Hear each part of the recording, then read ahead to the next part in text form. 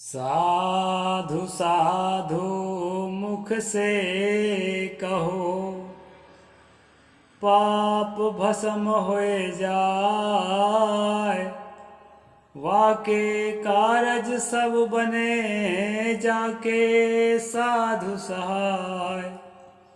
नमस्कार दोस्तों, मैं अविनाश दास रेशनल कबीर यूट्यूब चैनल में आप सबका हार्दिक स्वागत करता हूँ।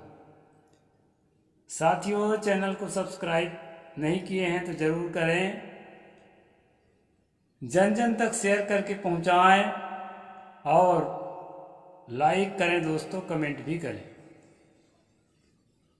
आज मैं एक विशेष विषय को लेकर के आया हूँ। वो विषय है साधु। ये साधु शब्द जो है कहाँ से निकल करके आया है। साथियों, साधु साहू, ये शब्द जो है साहू से साधु और साधु से साहू ये कन्वर्ट होते रहता है। अब ये शब्द के अर्थ जो है, आजकल वैसे साहू तो एक जाति विशेष यानी कि तेली समुदाय के लोग ही लिखते हैं, तो किसी को साहू कहने से आपको लगेगा कि ये साहू जी कहा जा रहा है तो ये कोई तेली समुदाय का होगा। लेकिन साथियों, साहू जो है सीधा सरल ईमानदार आदमी को कहा जाता है भाषा के अनुसार। वो ऐसा हो भी सकता है जो तेली समुदाय का है, ज़्यादातर तो होते ही हैं सीधे सरल ईमानदार, लेकिन कोई कोई नहीं भी होता है।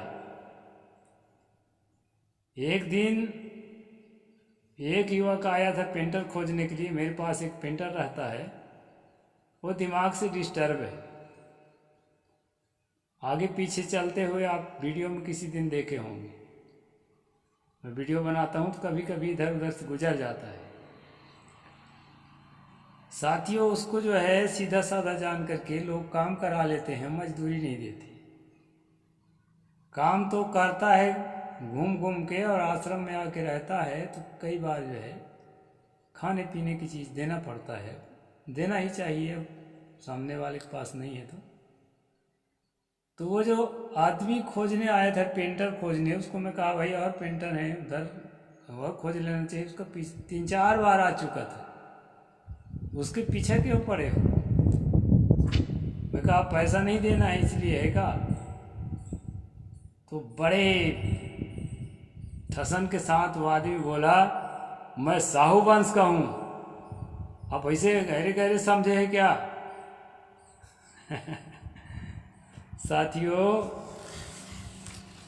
मैंने उनसे कहा कि किसी भी वंश में अहरे गहरे भी होते हैं और किसी भी वंश में अच्छे लोग भी होते हैं। ऐसा कभी नहीं सोचना चाहिए। पिछले साल में यहाँ 3 चोर जेल गए थे। उसमें से एक गोंड का बच्चा था और 2 साहू के बच्चे थे। तो ऐसे में तो साहू परिवार के लोग अधिक क्रिमिनल होते हैं, ऐसा कहना पड़ जाएगा आपको। इसलिए जो है ना, ये दिमाग में मत रखो, हर जाति में हर वर्ग में साधु हैं, सज्जन हैं, और हर वर्ग में इक्का दुक्का लोग जो है लुच्चे लफंगे भी रहते हैं। कुसंग पाके अच्छे घर के बच्चे भी लुच्चे लफंगे हो जाते हैं। इतना तो तय है कि साहू शब्द का अर्थ सीधा सरल ईमानदार मनुष्य होता है, और साधु शब्द का भी यही अर्थ होता है, गुडमैन, अच्छा आदमी। तो यहाँ पर जो कहा है, साधु साधु मुख से कहो, पाप भस्म हो जाए। वाके कारज सब बने, जाके साधु सहाय। ये कोई चमत्कार नहीं है दोस्तों, इसका बड़ा चमत्कारिक अर्थ करते हैं। बड़े बड़े जटा राख लिए, या मुंडन हो गए, या पूरा आड़ा तिरछा जो है मत्था रंग लिए, माला एक मुट्ठी भर पहिर लिए, अब बोले हम साधु हैं। वाके कारज सब बने, जाके साधु सहाय। हम जिसको आशीर्वाद देंगे उसका सब काम बन जाएगा। और जो है साधु साधु मुख से कहो, हमको सुमरन करो हमारे नाम को, सारा पाप भस्म हो जाएगा।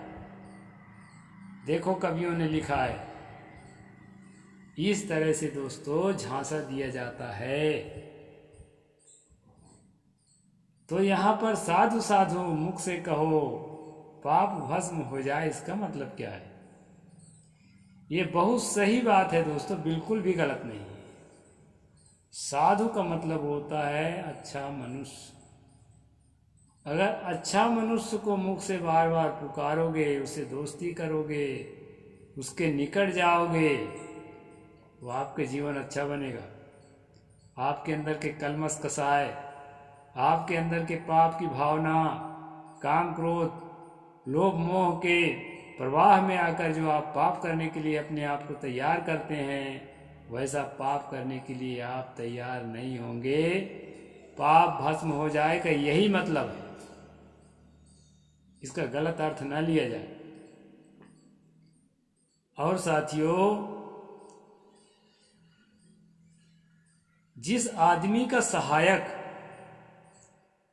ऐसा सज्जन आदमी, ईमानदार आदमी, सरल आदमी होगा, विचारशील गंभीर आदमी होगा, वो कभी भी गलत रास्ते में अपने साथी को नहीं जाने देगा। पूरा भरसक कोशिश करेगा कि मेरा साथी सही रास्ते पर चले।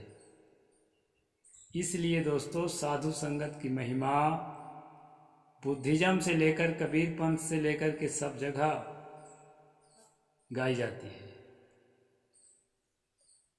और साधु वेशधारी अगर अच्छा आदमी है और उसके लिए कसम खा कर के यूनिफॉर्म ही पहना है, तो उसका अच्छा होना स्वाभाविक है, क्योंकि उसने संकल्प लिया है। ऐसे आदमी को प्रणाम करना या ऐसे आदमी के नज़दीक जाना किसी के लिए भी नुकसानदायक नहीं हो सकता है। इसलिए साथियों, इसमें जो कहा है साधु साधु मुख से कहे पाप भस्म हो जाए, इसका यही अर्थ है कि मन से, वचन से, कर्म से साधु और साधुता के ऊपर आस्था रखें, निष्ठा रखें, तो निश्चित रूप से आपके मन के अंदर जो पाप की भावना शुरुआत हो रही है वो खत्म होगी। आपकी भावना में सुधार होने से आपके कर्मों में भी सुधार होगा और आप एक अच्छा इंसान बन सकेंगे। इसके लिए यह जो है कहा गया है, साधु साधु मुख से कहो पाप भस्म हो जाए, वाके कारज सब बने जाके साधु सहाय। साथियों, अभी हम वाल्मीकि रामायण पढ़ रहे हैं। वाल्मीकि रामायण में एक जगह पर साधु साधु शब्द आया है। इसी प्रसंग में मैं इस साखी को डाल दिया।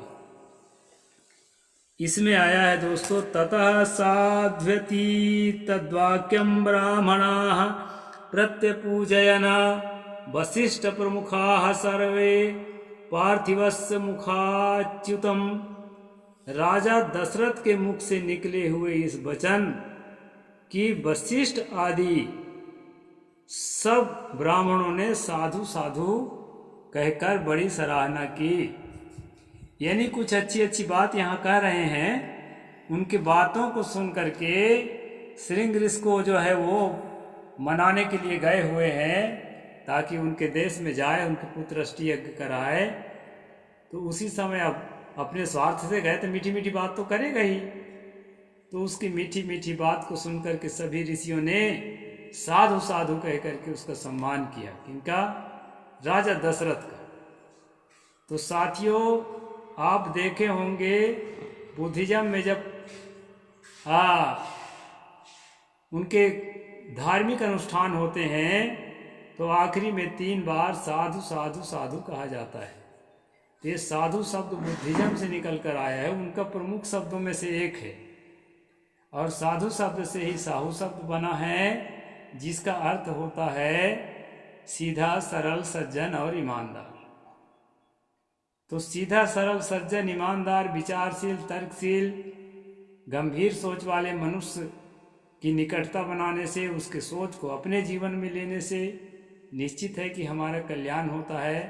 लेकिन मैं खास बात ये बताना चाह रहा हूँ इस वीडियो के माध्यम से कि बालकांड के सर्ग नंबर 12 में 2 बार साधु साधु, वैसे कई जगह आया है, लेकिन उदाहरण के लिए मैं एक आपको दे रहा हूं कि दशरथ को ऋषि मुनियों ने साधु साधु कह करके उसकी प्रशंसा की। तो इस साधु साधु कहने की जो बुद्धिज्म की परंपरा है दोस्तों, ये परंपरा को ब्राह्मणों ने चुरा करके अपनी किताबों में भी प्रयोग किया है। और अच्छी चीज़ को कहीं से लेना कोई गलत भी नहीं है, लेकिन गलत तब हो जाता है जब जिससे अच्छी चीज़ लिए हैं उसको चोरों की तरह हम सजा देने की बात कहते हैं। तो इसलिए मैं इस साखी का एक बढ़िया अर्थ आपको बताया हूँ अपने समझ के अनुसार दोस्तों। यदि कुछ और तौर तरीके से आप इसका अर्थ जानते हैं तो कमेंट बॉक्स में ज़रूर लिख के मुझे बताएं। और जो है यह बुद्धिज्म का शब्द है, ये मुझे पक्का मालूम है, क्योंकि कभी भी बौद्ध विहार में आप जाएंगे तो अपने वंदना बुद्ध वंदना के बाद या वो उनका अपना वो पाठ होता है, क्या कहते हैं, उस पाठ के बाद भी जो है साधु साधु कहकर 3 बार वंदन किया जाता है। जैसे हमारे कबीर पंथ में साहिब बंदगी साहिब बंदगी साहिब बंदगी ऐसा कहते हैं। तो ये साधु शब्द जो है बुद्धिज्म से निकल कर आया है, उसका जड़ वही है और अन्य अन्य परंपराओं में उसका प्रयोग होता है दोस्तों। तो यहीं तक आज की बात मैं समाप्त करता हूँ। फिर अगला स्टेप मैं कल बताऊँगा।